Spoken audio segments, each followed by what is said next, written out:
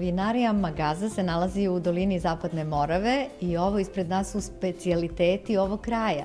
Dragice, ti si nešto od ovog i sama pravila, je li tako? Tako je. Za početak, kod nas kada dođete u goste, najpre vas posluže sa slatkim. Ja sam izabrala danas slatko od grožđa, to jest od besemene. Šta znači sorte? besemena? Besemena je sorta, stono grožđe, koje je baš namenjeno za pravljanje slatkiša i kolača jer nema one semenke. Onda tu je kovrljan koji se pravi od proje, od jaja, suvog mesa, suvih rebaraca, što je isto jedinstveno za naš kraj. Potom idemo šerdeni, to je baš onako tipičan specijalitet Rasinskog okruga, ali su ovo posebni specijaliteti koji se prave od svinjske džigerice, od jagnjeće džigerice, crevca i sve i puno povrća.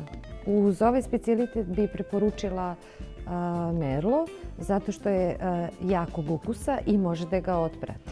A uz kovrljan? Chardonnay koji je također jak, zato što je ovo jako. I na kraju nam ostaju salarice kao dezert. Kako se prave salarice? Šta je u stvari to? Samo ime kaže od sala. Tu brašno, osnovni sastojci, jaja i salo. I onda se one prave cijeli dan. Mora da stoji testo, preklapa se na istu stranu da bi se tako rascvetale. I ja sam, na primjer, sad upotrebila džem od šljiva koji je po meni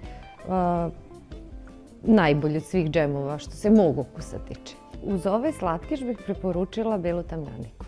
Bez obzira što je tamjanika suva, odlično ide uz ovaj dezert.